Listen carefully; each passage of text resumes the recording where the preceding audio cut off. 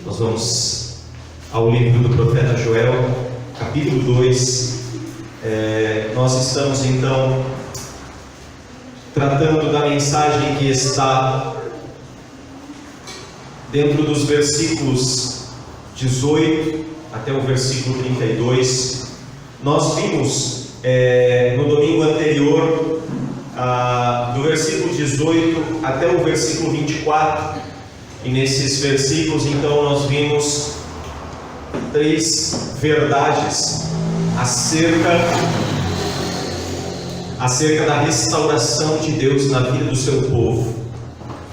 Como nós falamos anteriormente, nós podemos ver o profeta relatando a ação do juízo de Deus, mas ao mesmo tempo a ação disciplinadora de Deus, querendo atrair o seu povo de volta à intimidade, trazer o seu povo de volta à comunhão com Ele.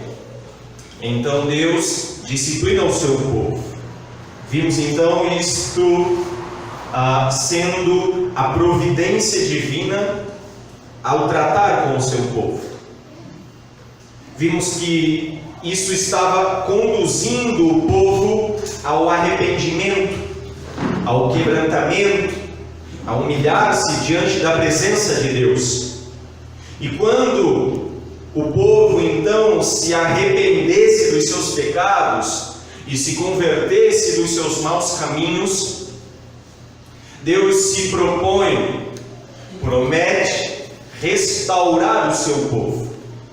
E é este tempo que nós estamos vendo agora sendo relatado pelo profeta Joel e prometido pelo Senhor. No domingo passado, então, nós falamos que a base da restauração é o caráter de Deus. Nós somos restaurados não porque somos melhores, não porque somos maiores, não porque somos mais religiosos, não porque temos um nível de bondade a mais do que as outras pessoas, mas porque Deus nos fez alvo da sua misericórdia. Porque Ele tem misericórdia de quem quer e não tem misericórdia também de quem Ele quer. Em segundo lugar, nós vimos então que ninguém pode impedir esta ação restauradora de Deus. Quando Deus quer abençoar um homem, quando Deus quer salvá-lo, não há nenhuma força, nenhum poder, nem neste mundo, nem no mundo invisível, que possa impedir a ação de Deus em abençoar o homem. Todas as barreiras caem por terra. E em terceiro lugar, nós vimos que nesta ação restauradora de Deus, Deus é poderoso para fazer grandes coisas maravilhosas. E esta terceira verdade acerca da ação restauradora de Deus já nos conduz à quarta verdade que nós vamos tratar hoje, que é as bênçãos da restauração são muito maiores do que a maldição do juízo. Quando Deus abençoa um homem, quando Deus o restaura, toda a calamidade, toda a devastação e toda a provação pela qual ele passou é incomparável com as grandes bênçãos de Deus que são derramadas sobre a sua vida. Leia comigo para iniciarmos os versículos de 25 até 27 do capítulo 2 do profeta Joel. Ele diz assim: restituir-vos-ei os anos que foram consumidos pelo gafanhoto migrador, pelo destruidor e pelo cortador, o meu grande exército que enviei contra vós. Comereis abundantemente e vos fartareis, e louvareis o nome do Senhor vosso Deus, que se ouve maravilhosamente convosco. E o meu povo jamais será envergonhado. Sabereis que estou no meio de Israel, e que eu sou o Senhor vosso Deus, e não há outro. e o meu povo jamais será envergonhado. Glória a Deus. As bênçãos da restauração são muito maiores do que a maldição do juiz. Feche seus olhos, vamos orar por mais um instante. Querido Deus, ó Papai, em nome de Jesus, que nós estamos diante do Senhor nessa noite para cultuá-lo. Ó Pai, separamos este tempo, ó Deus, neste dia, o primeiro dia da semana, para te adorar, para te louvar, para te engrandecer, para te conhecer mais, para estar em comunhão com os irmãos, e em comunhão com os irmãos, estar em comunhão contigo, ó Deus. Estamos aqui nesta noite também para ouvir-te falar conosco, e é o que te pedimos nessa hora, Papai, que pelo teu Espírito, Senhor, em nome de Jesus, fale conosco, ensina-nos, fortalece-nos, conforta-nos, consola-nos. Ó Deus, em nome de Jesus, que esta palavra nos ajude a conhecer mais de Ti, a conhecer mais de nós mesmos, a engrandecer-te, a obedecer-te, ó Deus, a desejar-te, a amar-te. Em nome de Jesus, Papai, que esta palavra não enche apenas a nossa mente, mas que ela crie raízes em nossos corações. Ó Pai, que em nome de Jesus esta palavra esteja como uma bússola diante de nós, nos guiando, nos conduzindo, nos orientando. Ó Pai, em nome de Jesus, e que por ela, e que por tudo aquilo que aconteceu e acontecerá nesta noite, o Senhor se torne conhecido e seja glorificado. Somente o Senhor seja glorificado. Assim nós oramos, assim é o desejo do nosso coração, Papai, em nome de Jesus. Amém. Glória a Deus. Então, como dissemos, nós estamos tratando agora da porção de texto que compreende os versículos de 18 até 32 do capítulo 2 do profeta Joel. E nesses versículos, então, nos dispomos a estar compartilhando 5 verdades a respeito da restauração ou da ação restauradora de Deus. Depois do tempo de juízo, depois do tempo de disciplina, depois do tempo de conserto, agora é o tempo da restauração. É para isso que Deus estava conduzindo o seu povo. Como nos referimos por várias vezes nas mensagens anteriores, a provação, a tribulação, a calamidade não vem para destruir o povo de Deus. Ela vem para erguê-lo, para fortalecê-lo. Ela vem para discipliná-lo. Ela vem para trazê-lo de volta aos pés do Senhor. Ela vem para provar a sua fé. A provação, a calamidade vem como providência do Senhor sobre nossas vidas, como seu povo, para que realmente cumpra-se o que diz o apóstolo Paulo, que todas as coisas cooperam para o bem daqueles que amam a Deus.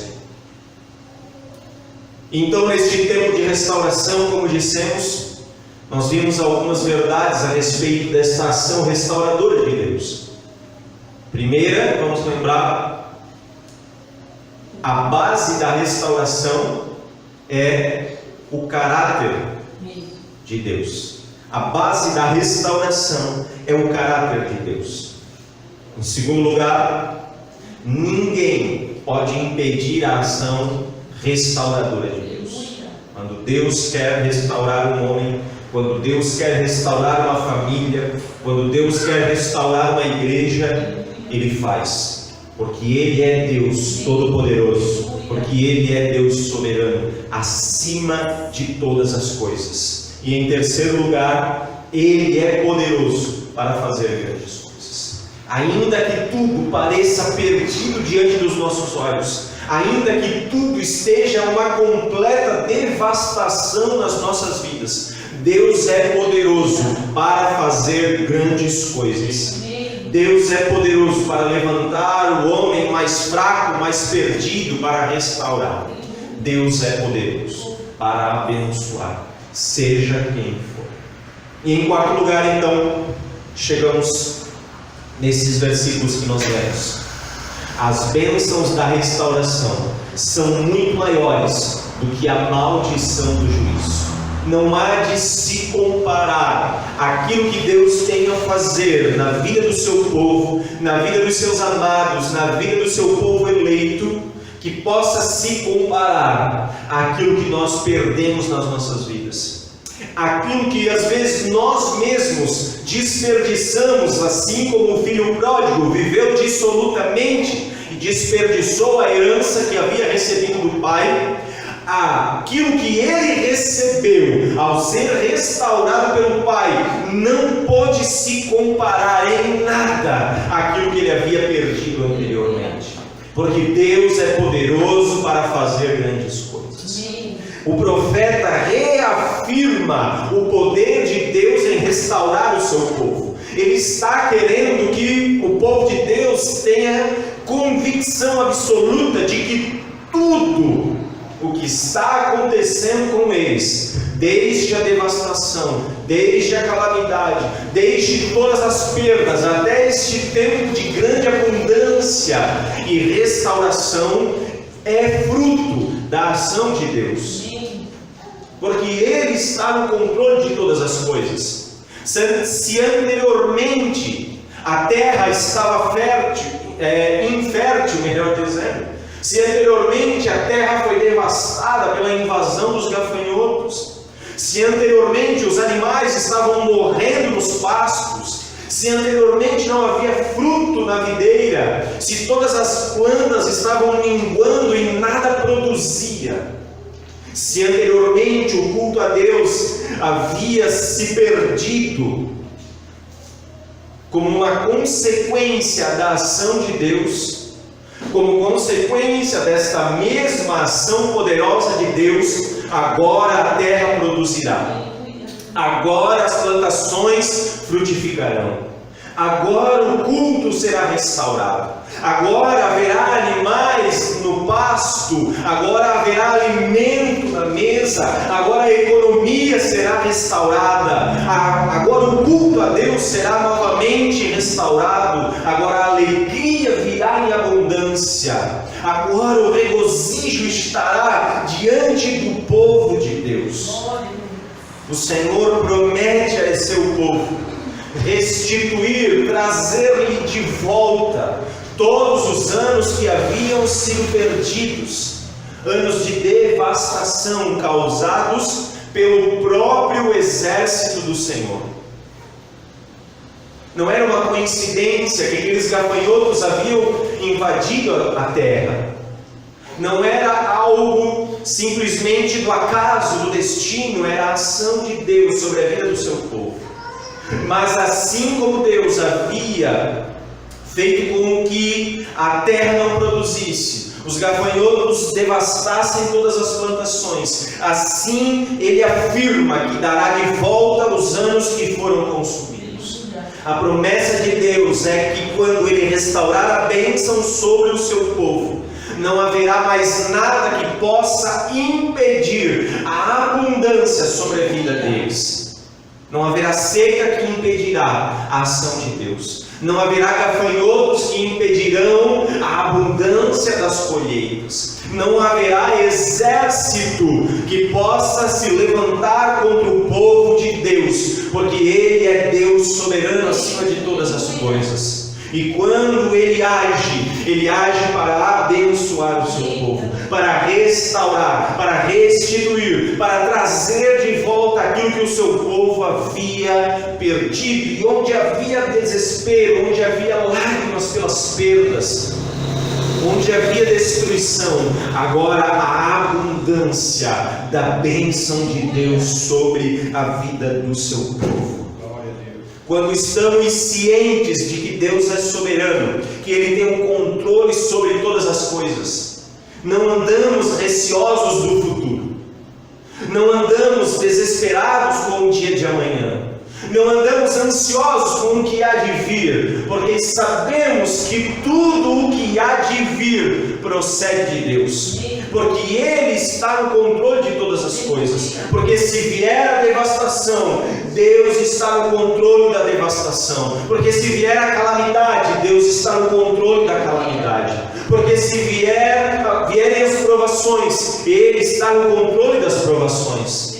Mas que saibamos também que quando vier o tempo da restauração, é Deus quem está nos abençoando. É Deus quem está no controle deste tempo de restauração, de bênção em abundância. Por isso descansemos, porque aquilo que deve vir, virá. Aquilo que deve acontecer comigo, com você, acontecerá. Aprendamos não a resistir à vontade de Deus, não a tentar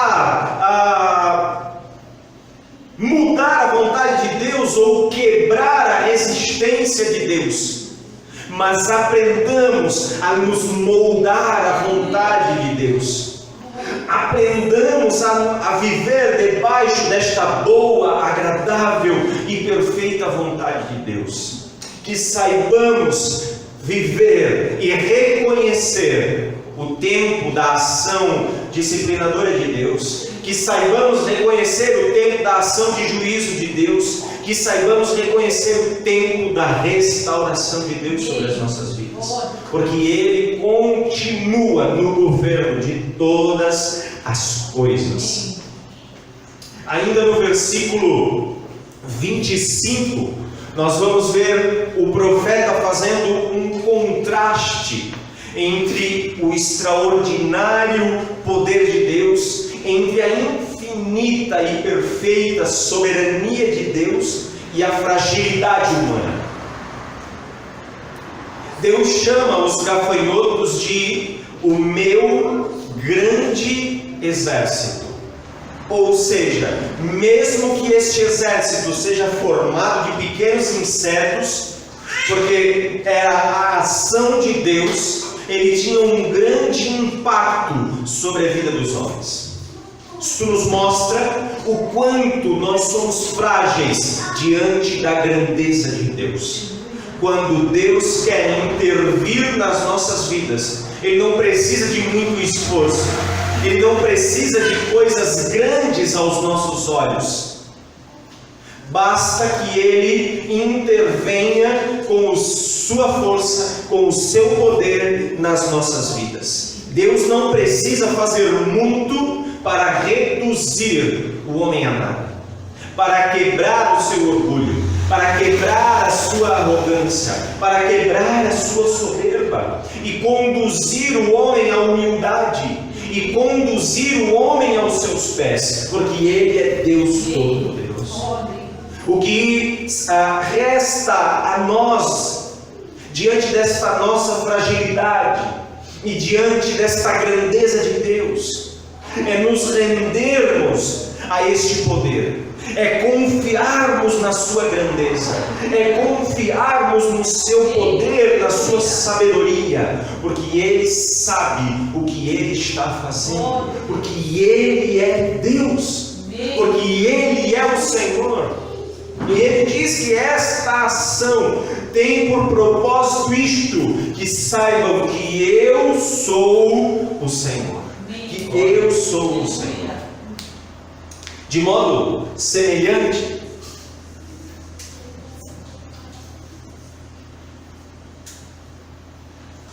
o profeta faz um contraste entre a grande devastação causada por este grande exército e a grandiosidade das bênçãos divinas, de modo completamente inesperado, imprevisível, até de modo surpreendente.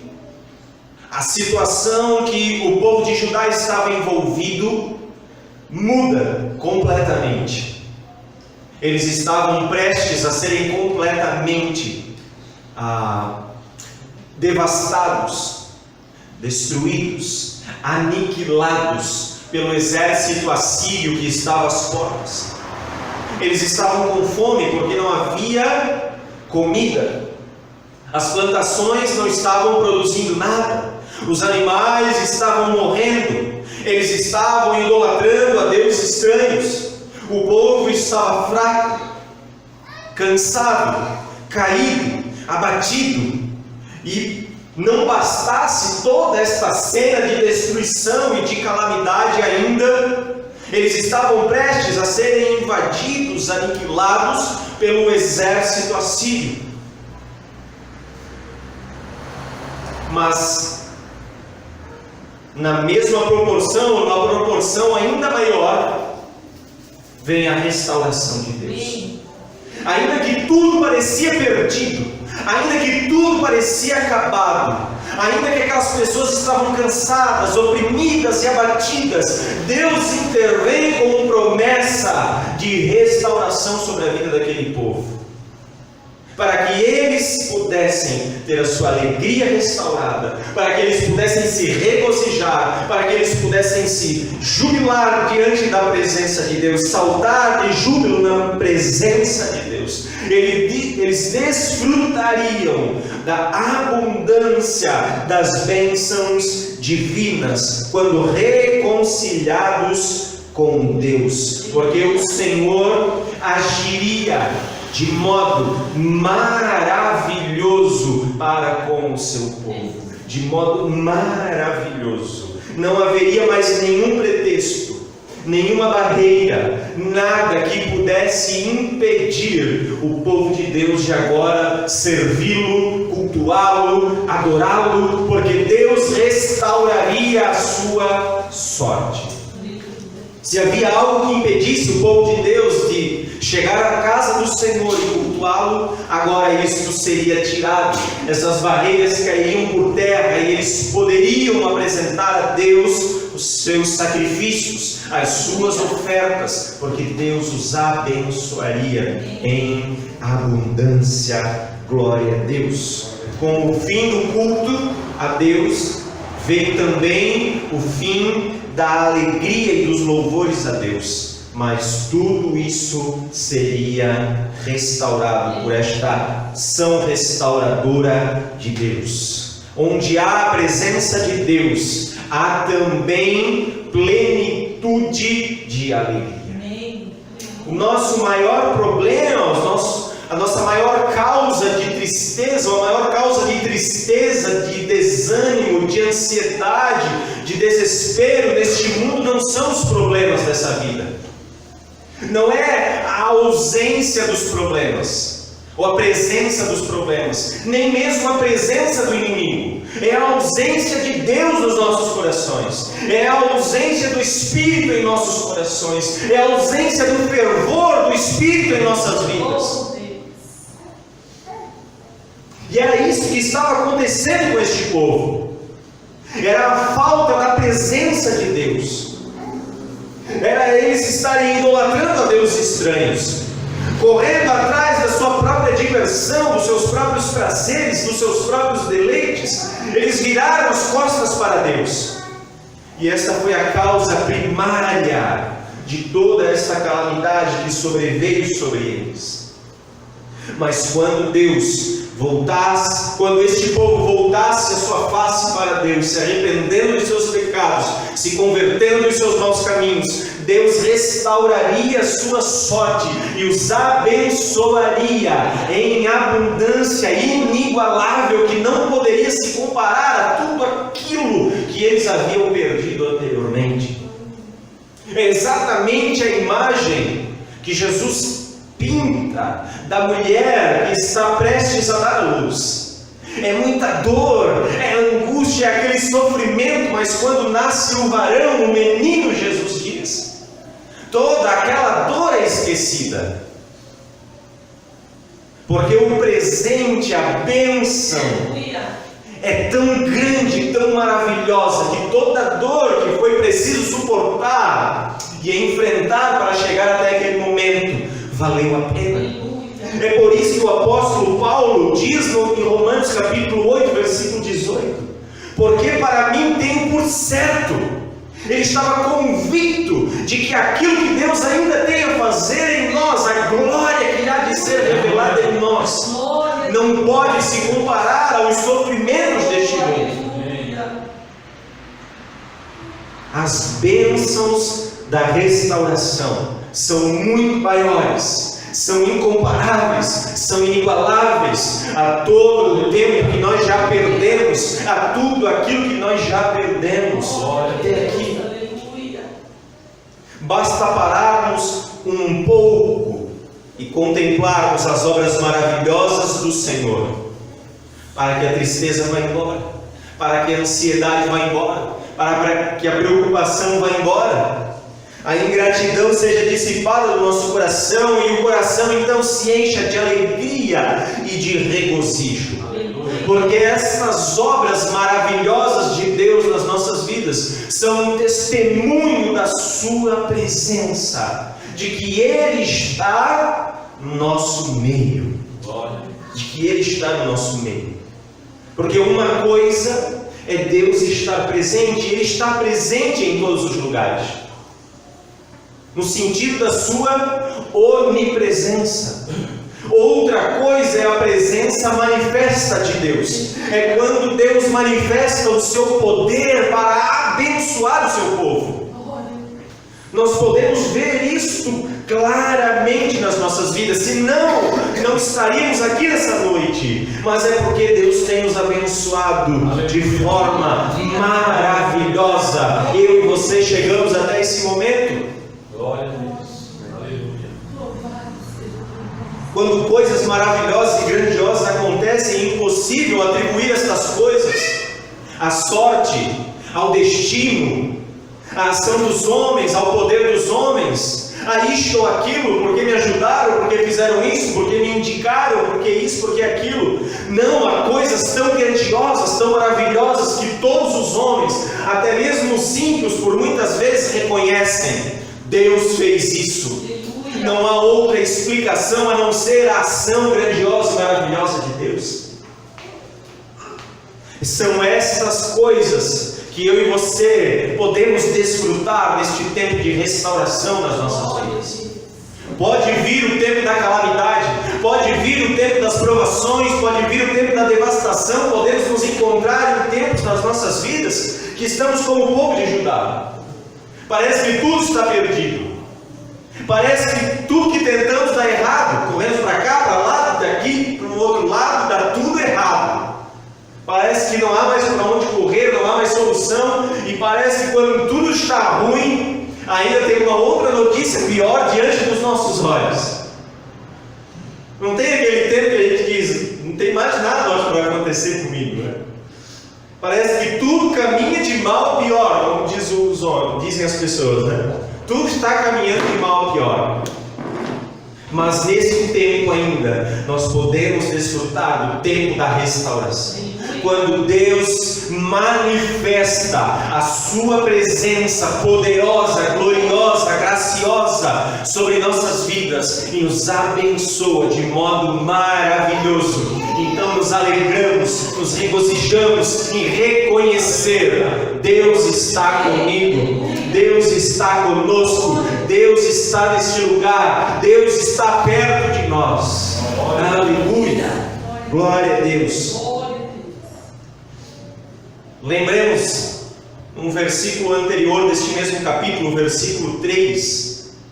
O profeta diz assim a respeito deste contraste entre as ações de Deus: à frente dele vai fogo devorador, atrás chama que abrasa. Diante dele a terra é como o jardim do Éden, mas atrás dele um deserto assolado, nada lhe escapa. Como vimos, este é o tempo da provação, este é o tempo da calamidade, este é um tempo em que parece que tudo está perdido. Mas na contramão desta ação devastadora, a ação restauradora de Deus. Note comigo, por favor, Isaías capítulo 51, versículo 3.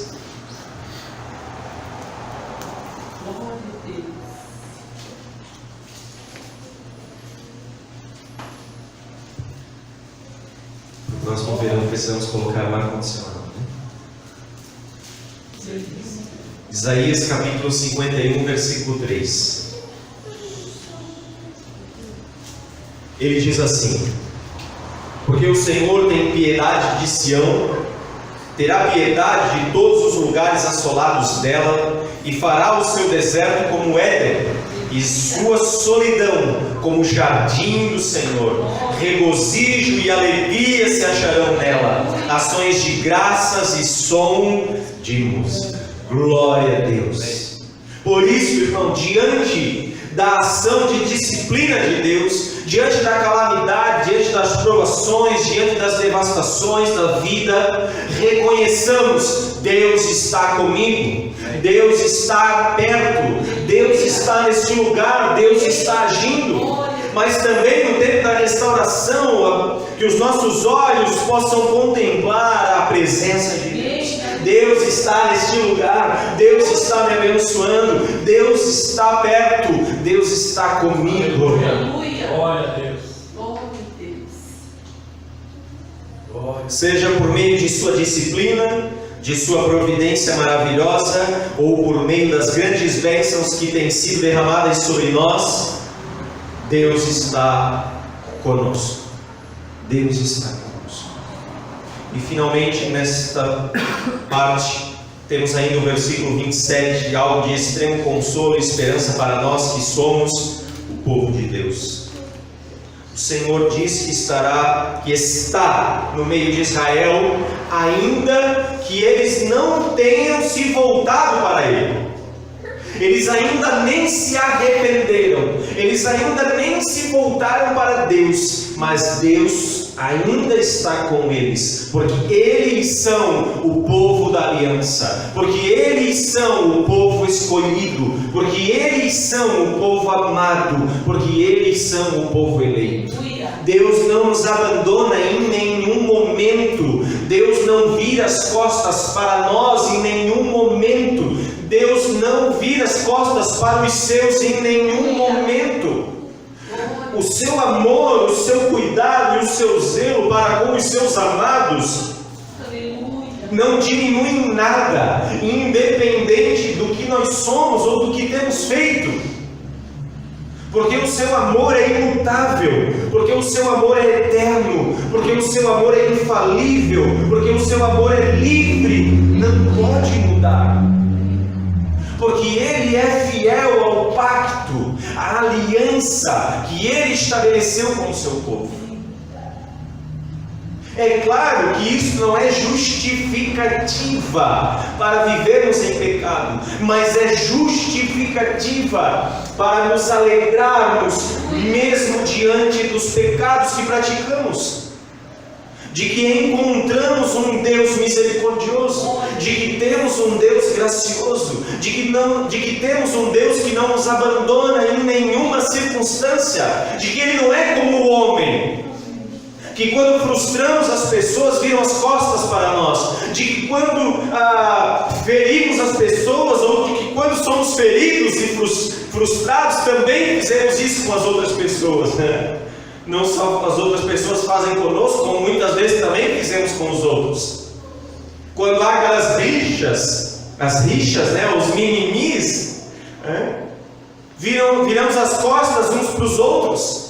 Deus nunca faz isso, porque Ele permanece o mesmo de eternidade a eternidade, porque Ele não abre mão da aliança que Ele estabeleceu conosco. Porque Ele é fiel, ainda que sejamos infiéis, porque não há sombra de mudança em nosso Deus. Por isso nos alegremos e nos regozijemos, porque Deus está no nosso meio, não importando aquilo que esteja acontecendo conosco, Ele continua conosco.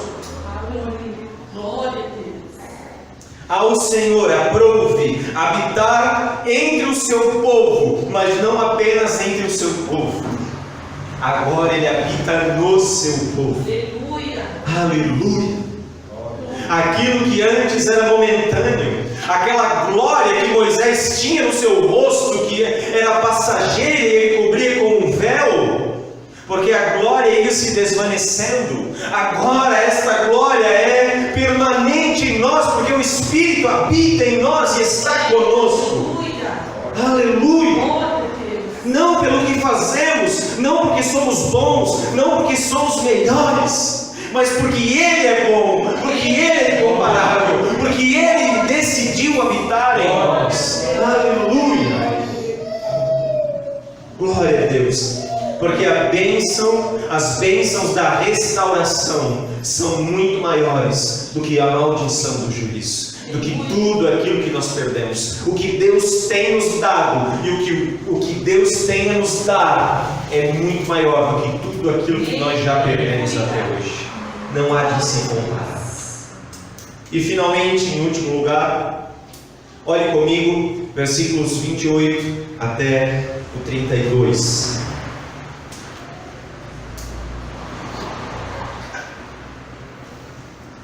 Versículos 28 até o 32.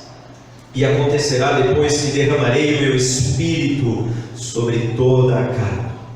Vossos filhos e vossas filhas profetizarão, vossos velhos sonharão, e vossos jovens terão visões.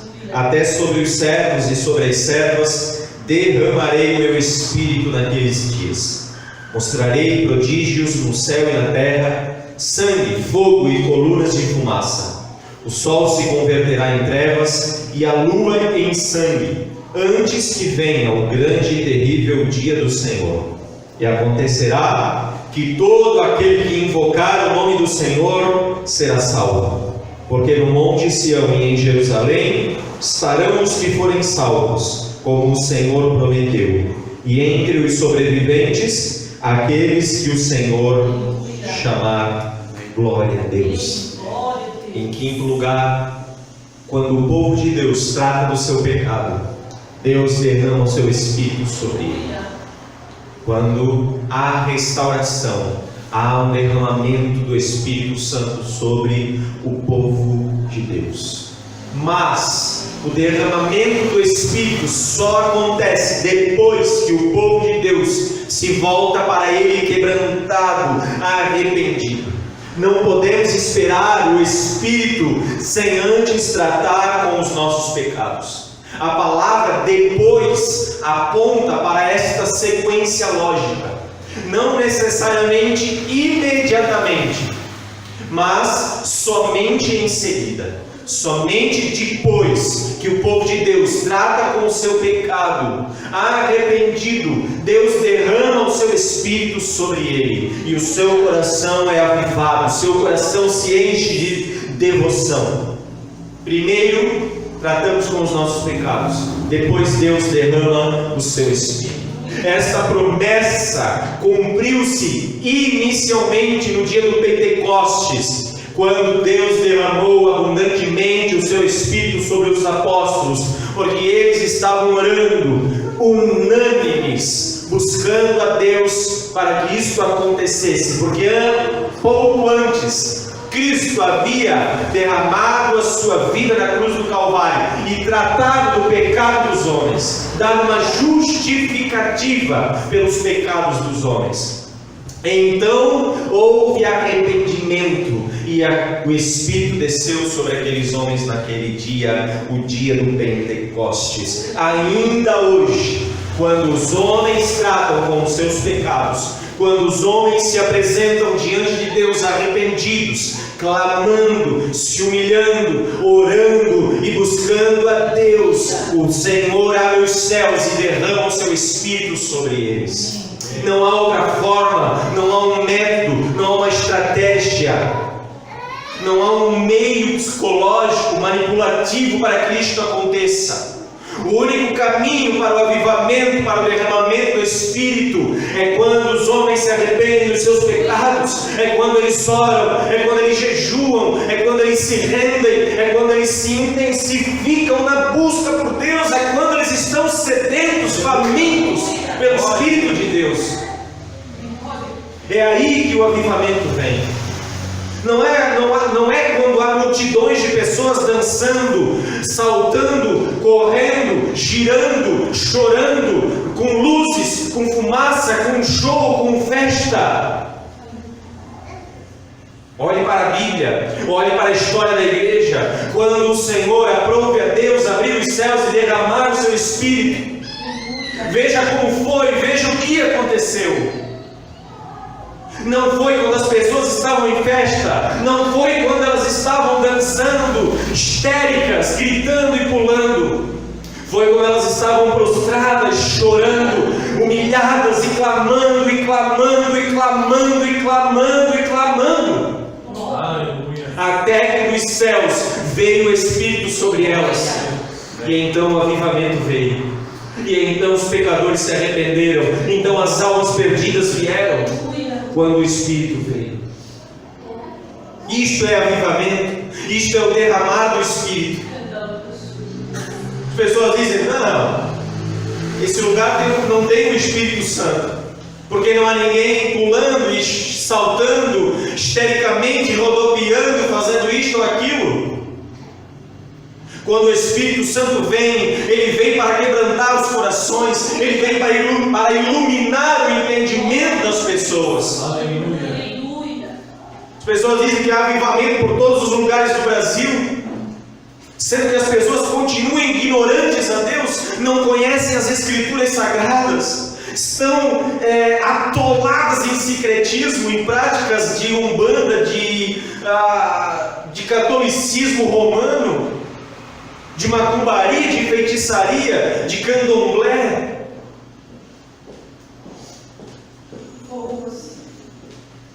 Esta bênção incomparável não é algo que o homem possa fazer. Não é algo que nós possamos aqui programar. Vamos pregar sobre avivamento, então no final vamos todos ficar de pé, afastar as cadeiras, apagar as luzes, colocar um som de fundo bem sentimental e meloso, então as pessoas serão cheias do Espírito. Isso não é algo que um homem possa fazer.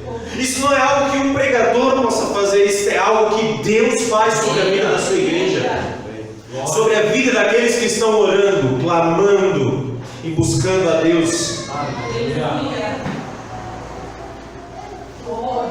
Esta é uma promessa para a igreja em todos os tempos, em todas as épocas. É uma promessa para mim e para você hoje. Para hoje nós precisamos disso. Precisamos que o Espírito venha sobre nós. Não podemos nos contentar com pouco, porque o Senhor pode fazer infinitamente mais além de tudo aquilo que nós pedimos ou pensamos. Ele é Deus de abundância. De abundância. É somente esse derramar do Espírito sobre nós e em nós que nos afastará de toda frieza espiritual, de toda a sequidão dos nossos corações, de toda a indiferença quanto à palavra de Deus, quanto à presença do Senhor, quanto ao culto, quanto ao dia do Senhor. É somente quando o Espírito vier que nós não nos importaremos com nada mais a fazer do que estar aqui na casa do Senhor para cultuá-lo. Novamente eu apelo para a história da igreja. Quando o Espírito veio, quando o avivamento veio sobre as pessoas, os comércios se fechavam as portas mais cedo e as pessoas corriam à igreja. Ninguém se preocupava com os seus afazeres, as pessoas queriam estar no culto para adorar e cultuar a Deus. Hoje as pessoas preferem estar se divertindo que estarem no culto. Preferem estar nos shoppings, as coisas estão todas abertas. Hoje é o dia para cultuarmos a Deus. Aleluia.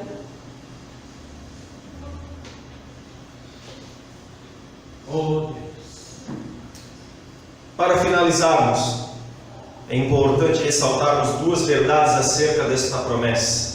A primeira é que o cumprimento desta promessa aponta para o juízo de Deus. O apóstolo Pedro, no capítulo 2 do livro de Atos, cheio do Espírito Santo, se colocou diante da multidão para explicar aquilo que estava acontecendo com eles. Ele disse que era o cumprimento desta promessa para os últimos dias. Os últimos dias que antecedem a vinda do Senhor. Lembrando, irmãos, os últimos dias não são algo que ainda serão inaugurados. Os últimos dias não são algo futuro. São algo que nós já estamos vivendo. nós já estamos vivendo os últimos dias. Os dias que antecedem o dia do Senhor, da vinda do Senhor, o dia em que será derramado juízo sobre esta terra, o dia em que este universo será abalado, em que todas as obras desta terra passarão. O cumprimento desta promessa aponta para este dia do Senhor, o dia do juízo, que está breve, que é iminente. Mas também, graças a Deus, o cumprimento desta promessa, em segundo lugar, aponta para a salvação de Deus. Neste grande e terrível dia do Senhor, haverá salvação para todo aquele que invocou ou invocar o nome do Senhor, porque todo aquele que invocar o nome do Senhor será salvo. Ainda há tempo de esperança, ainda há tempo de restauração, ainda há tempo desta ação restauradora de Deus na vida dos homens, que se arrependerem dos seus pecados, se converterem dos seus maus caminhos e invocarem o nome do Senhor. Estes serão salvos. Todo aquele que for convencido pelo Espírito de Deus do seu pecado, da sua justiça e do juízo, será salvo. Será salvo. Aleluia.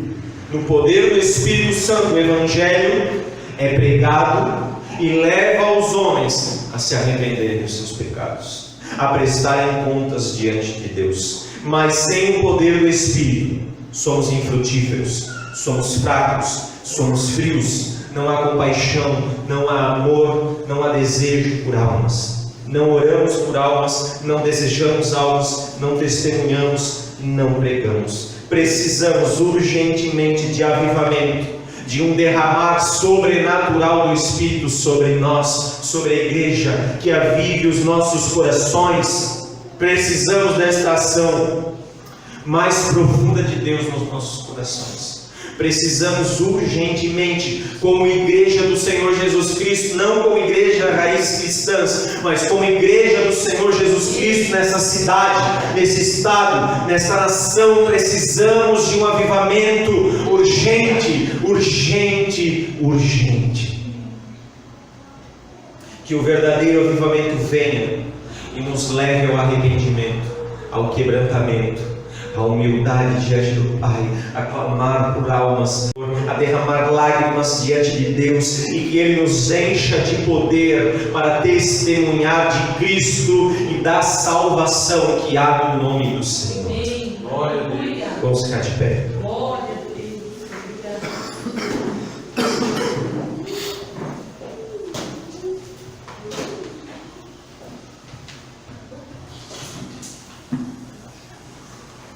Ore comigo, por favor. Aleluia.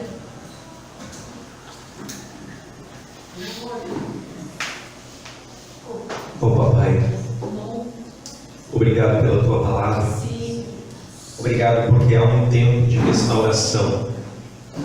O Pai, se há alguém entre nós nessa noite que tem passado pelo tempo da aprovação, que tem passado pelo tempo da disciplina, Sim. que tem passado pelo tempo da calamidade, da devastação, ó Deus, que a Tua presença seja manifesta sobre esta vida, sobre essa família, sobre esta casa, e venha, Senhor, o tempo da restauração, o tempo do refrigério, o tempo das bênçãos em abundância, ó Deus, em nome de Jesus, o tempo em que o Senhor se manifestará maravilhosamente para abençoar esta vida, em nome de Jesus, Papai. Ainda que tudo esteja devastado, pareça tudo perdido, e ainda há circunstâncias difíceis a virem, ó Deus, que os seus olhos se voltem para o Senhor.